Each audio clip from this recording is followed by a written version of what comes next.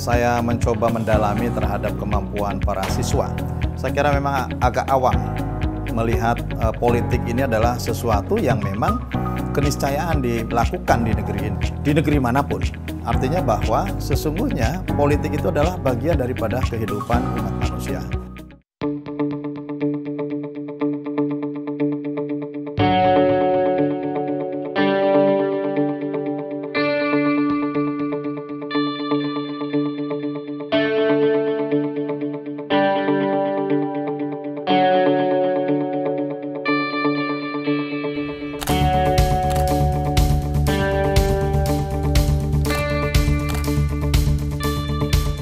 Pemirsa Kelas Parlemen, pada saat ini saya sedang berada di kota Cirebon dan saat ini saya sedang berada di Goa Sunyaragi, di mana Goa Sunyaragi merupakan objek wisata paling populer yang ada di kota Cirebon.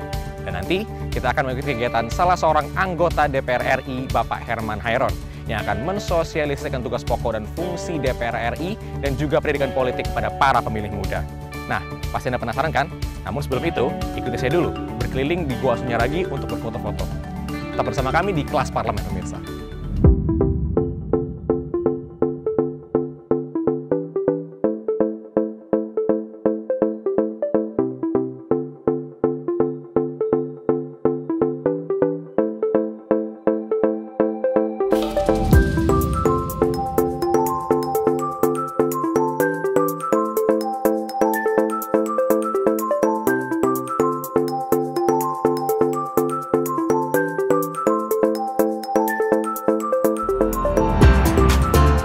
Kota Cirebon merupakan salah satu kota yang ada di Provinsi Jawa Barat.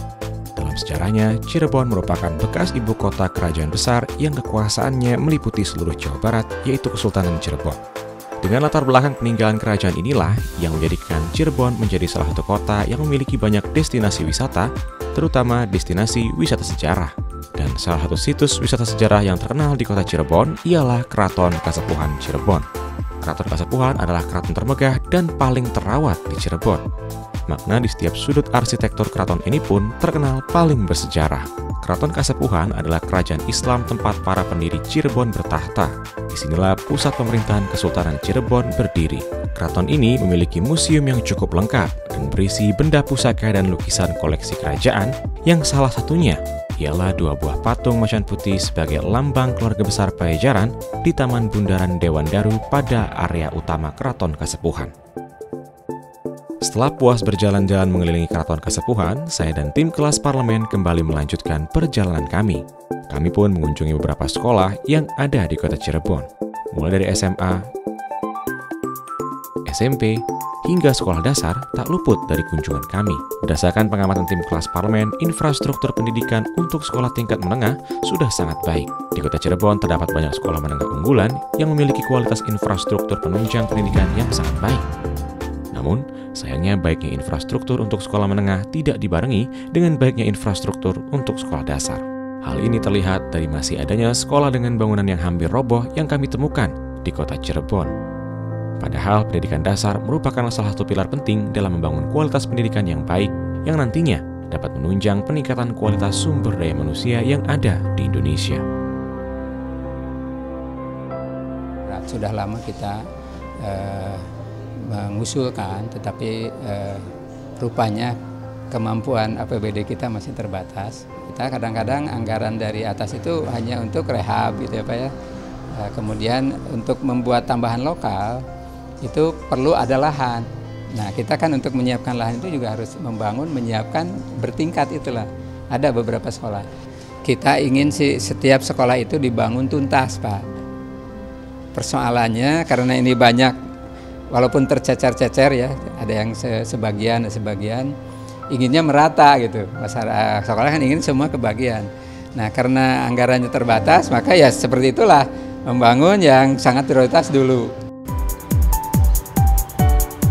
Nah, pemirsa, saat ini saya sudah berada di SMA 6 Kota Cirebon.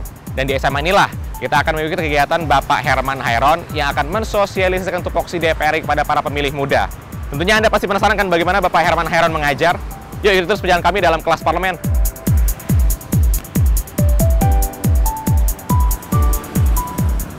Wah, ternyata memang benar ya kalau SMA 6 ini setiap lewat dari jam 7 pagi pasti sudah terkunci karena biar supaya tidak ada siswa yang terlambat. Permisi Pak. Iya Pak, saya Dadi Pak dari kelas parlemen. Saya ingin bertemu dengan Bapak Herman Hairon dan juga Ibu Kepala Sekolah, boleh? Boleh, Pak. Oh iya.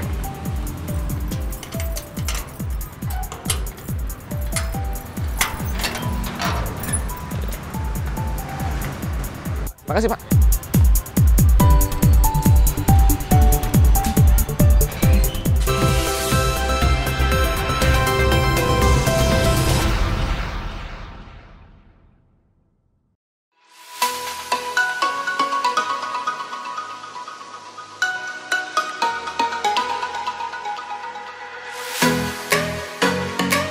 Saat ini, tim kelas parlemen sudah berada di SMA Negeri 6 Kota Cirebon. SMA Negeri 6 Kota Cirebon merupakan salah satu sekolah yang paling diminati di Kota Cirebon. Hal ini berkat prestasi yang telah banyak diraih oleh SMA ini. Tak mengherankan jika sekolah ini menjadi salah satu sekolah unggulan, dari mulai kedisiplinan, kerapihan, kebersihan, hingga kelengkapan pendukung kegiatan belajar mengajar di sekolah ini diterapkan dengan sangat baik. Dengan statusnya sebagai salah satu sekolah unggulan di Kota Cirebon, sekolah ini dipercaya sebagai tempat penyelenggaraan ujian seleksi masuk perguruan tinggi negeri atau SNMPTN di Kota Cirebon. Dan tak hanya itu, SMA Negeri 6 Cirebon juga meloloskan banyak siswa-siswinya untuk melanjutkan ke perguruan tinggi negeri terkemuka di Indonesia. Jalur SNPTN kami masuk 41 orang, yang paling banyak masuknya ke Unpad 15, ke ITB ada 10, yang lainnya perguruan tinggi yang ada di Indonesia. Nah, tentunya pemirsa pasti sudah tidak sabar kan untuk melihat bagaimana serunya episode kelas parlemen di SMA 6 Kota Cirebon kali ini. Seusai berkeliling melihat-lihat suasana sekolah, saya dan tim kelas parlemen langsung menemui kepala sekolah. Setibanya di ruang kepala sekolah, saya langsung dipersilakan masuk dan langsung meminta izin dan menyampaikan maksud untuk mengikuti kegiatan Bapak Herman Hairon di SMA Negeri 6 Kota Cirebon. Ibu Eti ini adalah kepala sekolah yang berprestasi, 18 penghargaan.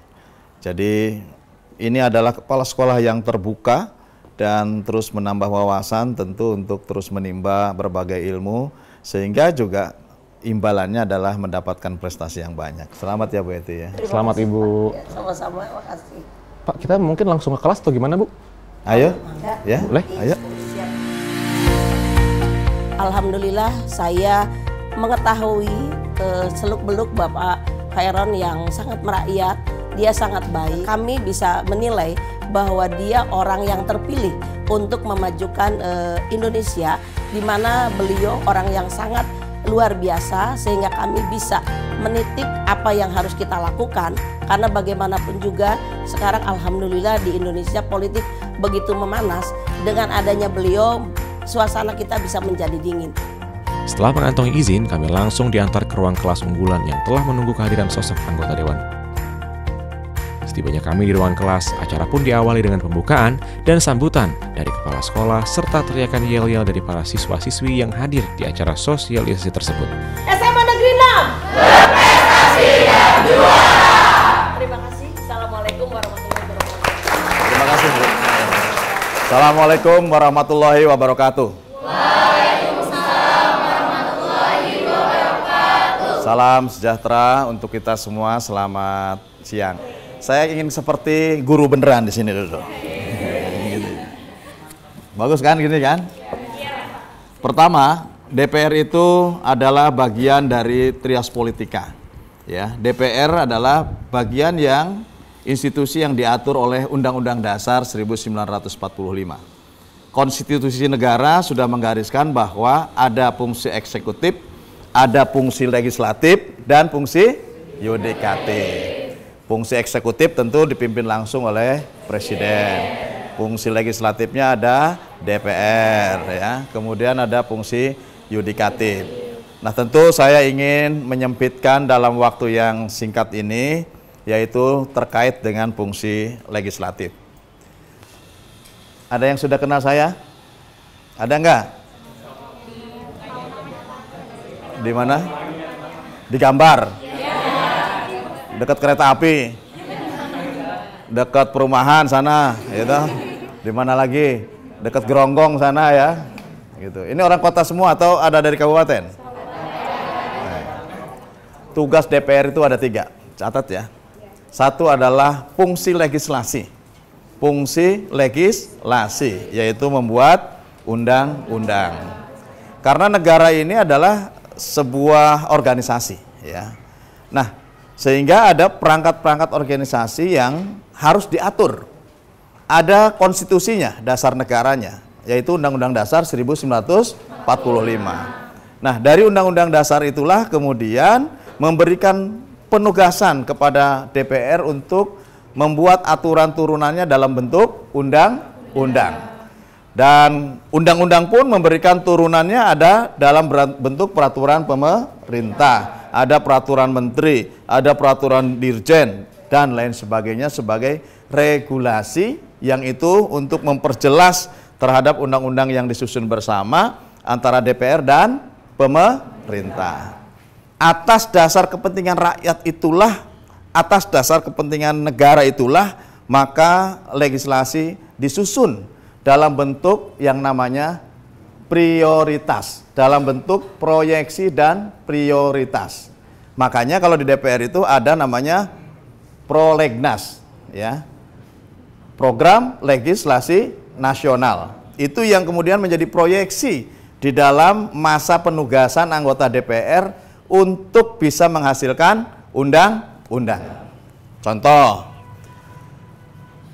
saya datang ke Cirebon, saya ketemu petani.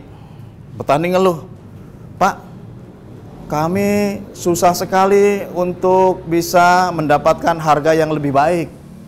Kami sulit sekali untuk bisa sejahtera karena harga panen kami selalu jatuh, gitu.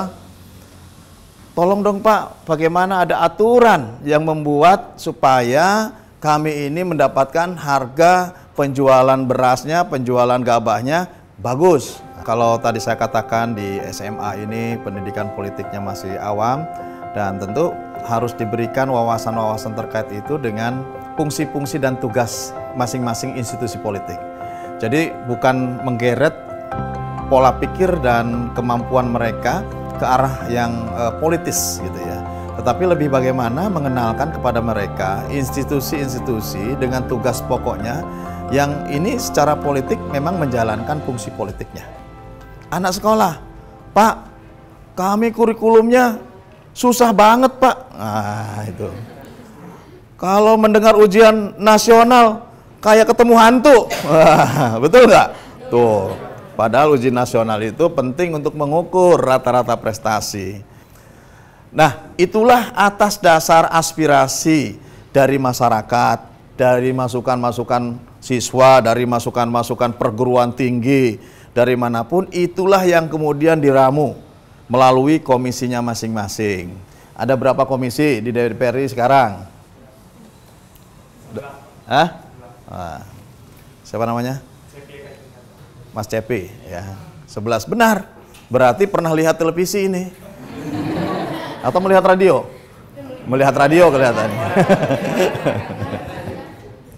Ada 11 komisi. Komisi 1 itu terkait dengan pertahanan dan luar negeri urusannya. Jadi urusan tentara, urusan informatika, urusan luar negeri, duta besar, kedutaan dan lain sebagainya itu ada di komisi 1. Kemudian komisi 2, komisi urusan apa? Apa? Otonomi daerah, salah satunya, betul. Jadi pemerintahan daerah dan otonomi, ya. Komisinya tentu bermitra dengan Kementerian Dalam Negeri. Ada komisi 3, apa komisi 3 coba? Komisi 3 terkait dengan hukum dan keamanan. Sehingga mitra kerjanya Kementerian Hukum dan HAM, kemudian kepolisian, kejaksaan terkait dengan persoalan hukum, KPK gitu ya. Ada lagi komisi 4. Komisi 4 apa? Pertanian, kelautan perikanan, kehutanan, perkebunan, dan pangan ya, dan pangan. Itu penting. Itu sebagai hajat hidup masyarakat banyak. Saya 8,5 tahun menjadi pimpinan di komisi 4. Komisi 5 adalah komisi infrastruktur. ya, infrastruktur yang bangun jalan, bangun gedung, bangun macam-macam ya, yang terkait dengan infrastruktur. Sehingga mitranya adalah Kementerian PUPR, Pekerjaan Umum dan Perumahan Rakyat, kemudian Perhubungan, kemudian lagi kementerian yang terkait dengan persoalan infrastruktur ya. Kemudian komisi berapa? 6 terkait dengan perdagangan dan industri, termasuk BUMN di dalamnya ya. Kemudian komisi 7 itu membidangi masalah pertambangan dan energi. Nah, kalau nggak ada komisi 7, listriknya mati, AC-nya padam. Benar ya gitu ya? Atau terbalik, lampunya listriknya mati, AC-nya padam. Salah terbalik ya. Kembali. Lampunya padam, listrik AC-nya mati. Nah, itu terbalik lagi ya. Komisi 8, komisi apa? Komisi Dunia Akhirat ya. Karena komisi 8 itu mengurusi bencana alam, kemudian dan mengurusi masalah agama. Nah, kan dunia akhirat di situ ya. Kemudian komisi 9. Komisi 9 itu komisi kesehatan, termasuk BKKBN, Kementerian Kesehatan dan lain sebagainya yang terkait dengan kesehatan. Komisi 10 komisi pendidikan. Komisi 11 adalah komisi keuangan yang mengurusi masalah keuangan. Bermitranya dengan Bank Indonesia, dengan Kementerian Keuangan, Bappenas ya sebagai perencana keuangan negara dan lain sebagainya yang terkait dengan persoalan keuangan. Menurut saya membawa wawasan para siswa ini juga harus hati-hati supaya kemudian siswa tidak terbawa kepada arus politik praktis yang kemudian terjadi sesuatu benturan atau terjadi sesuatu yang kemudian akibat ketidakpahamannya ini membuat yang kita berniat untuk menjadikan pendidikan politik ini ke depan agar siswa mengerti dan baik menjadi tidak baik di akhir. Saya berharap dari sini nanti ada yang menjadi anggota DPR. Tuh. Ada yang jadi presiden. Ada yang jadi artis. Film Beranak Dalam Kubur.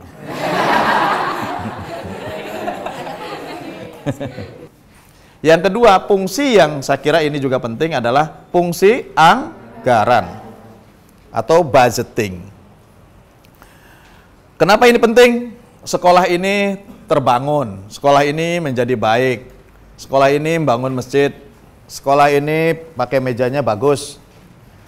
Karena mejanya harus sering diganti, sering banyak coret-coret di sini soalnya. Rumusan-rumusan banyak di sini biasanya. Pengalaman saya dulu. Anggaran belanja negara harus mendapatkan persetujuan DPR. Sehingga harus dibahas, ya.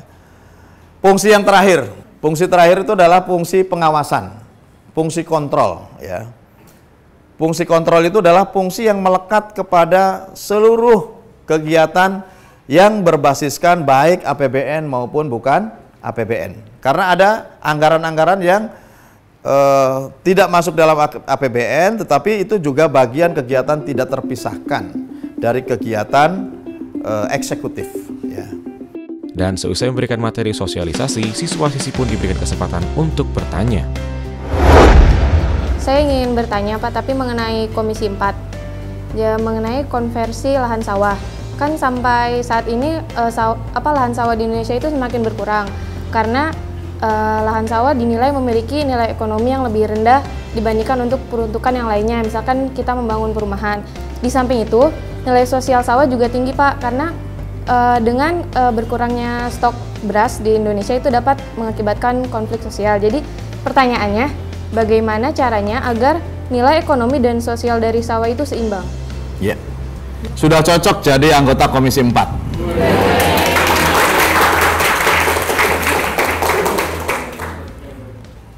Ini pertanyaan bagus sekali. Berarti selama ini menyimak. Setiap tahun rata-rata kita terkonversi 120.000 hektar. Bayangkan, 120.000 hektar.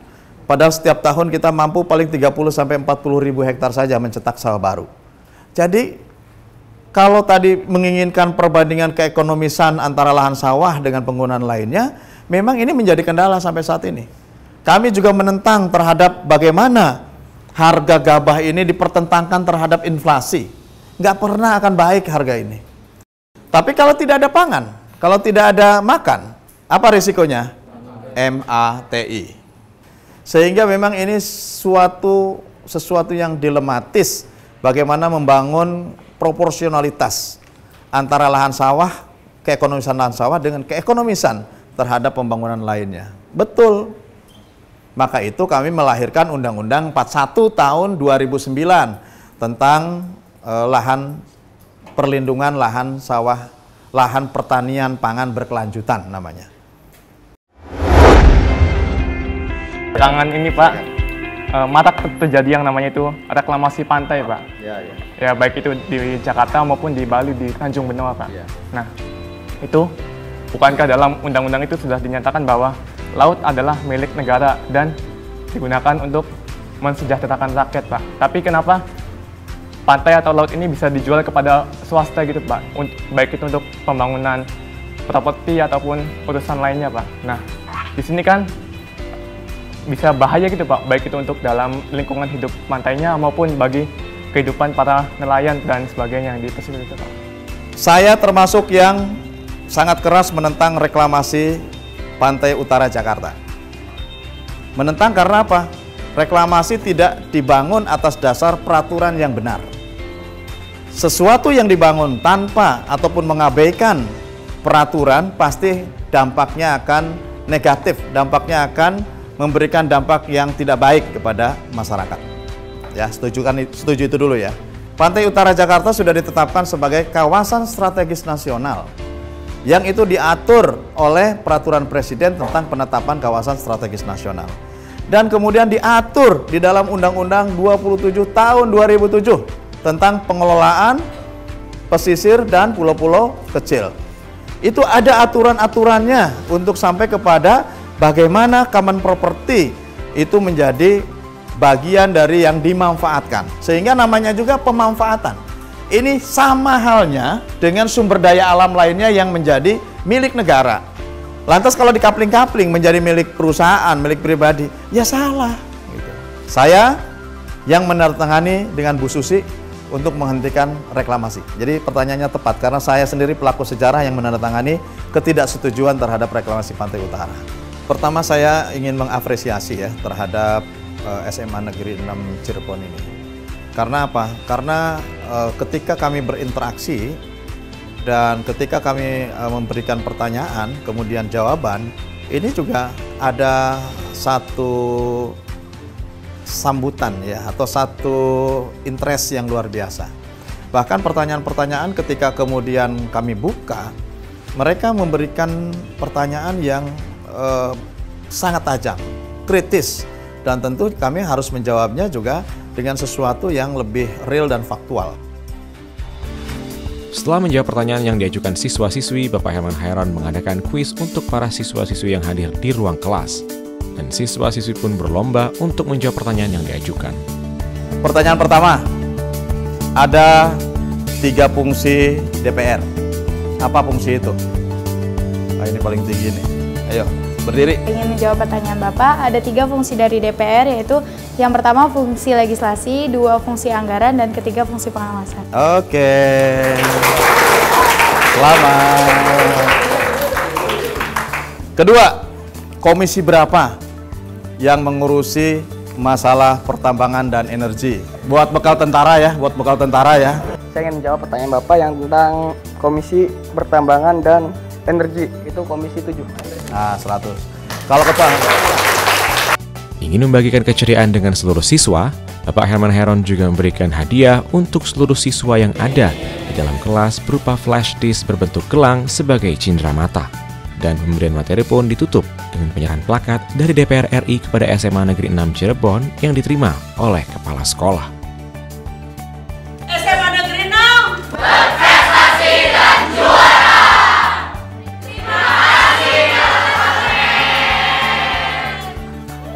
Ya berita-berita juga kalau rapat kayak mereka terlihat tertidur Dan ternyata setelah adanya kelas parlemen ini saya baru tahu tugas DPR yang sebenarnya, bahwa memang semuanya itu tidak ada yang instan ya, jadi cukup rumit untuk dapat menyelesaikan suatu masalah, dan para anggota DPR juga bekerja keras untuk menampung aspirasi rakyat.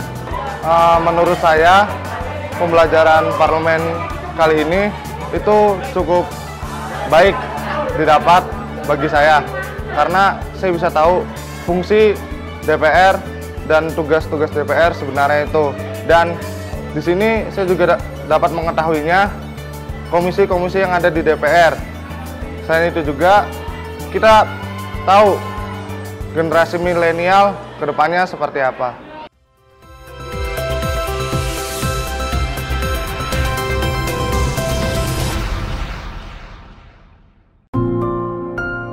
Seusai memberikan materi di dalam kelas, Bapak Herman Hairon langsung mengajak tim kelas parlemen untuk mengunjungi salah seorang siswa berprestasi dari SMA Negeri 6 Kota Cirebon yang hidup dalam keterbatasan.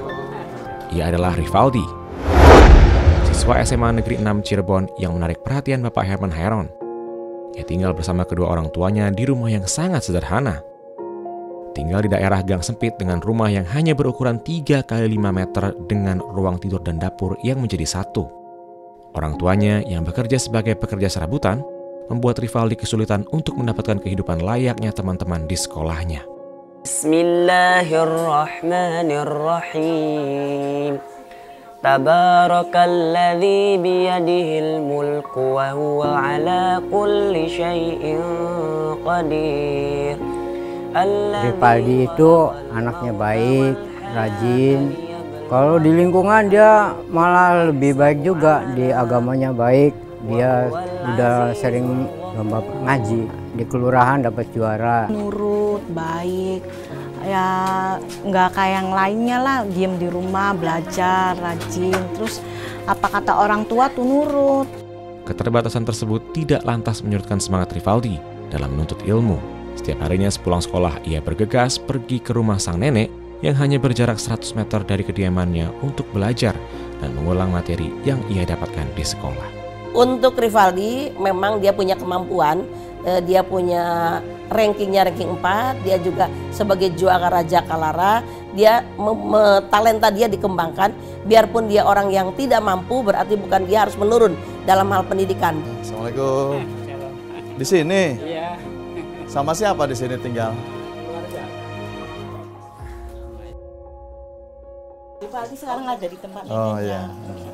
Ya udah, nanti saya ketemu Rivaldi di sana. Ibu kalau mau ikut, ayo situ. Ya.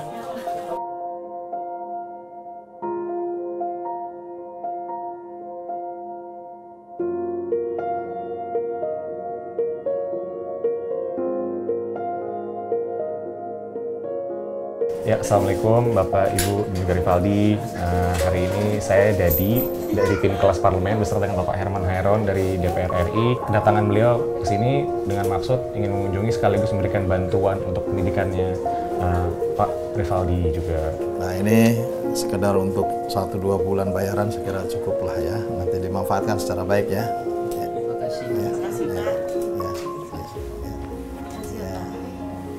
Kita ingin bahwa semua anak-anak generasi milenial ini bisa lulus sekolah, kemudian berprestasi, dan tentu kedepannya bisa menjadi tulang punggung terhadap orang tuanya.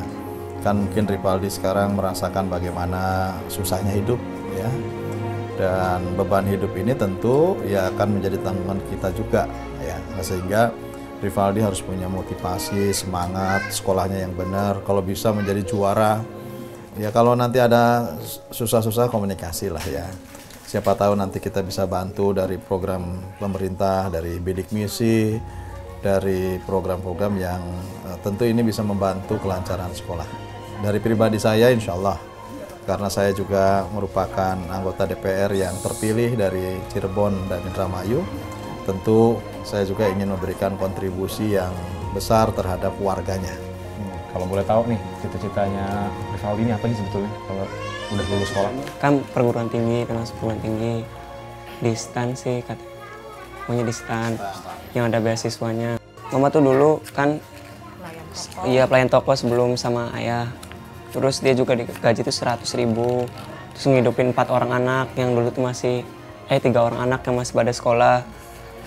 Terus juga kadang ngutang kalau misalnya biayanya kurang. Terus juga kalau misalnya anak tuh jangan sampai kekurangan, jadi makanya mama tuh utang. Ada beliin mama rumah iya, amin ya, amin. Jadi harus belajarnya harus keras. Rivaldi harus jadi juara biar prestasinya juga menunjang terhadap keinginannya gitu ya. Ya, belajar yang baik ya. Terima kasih ya, Ma.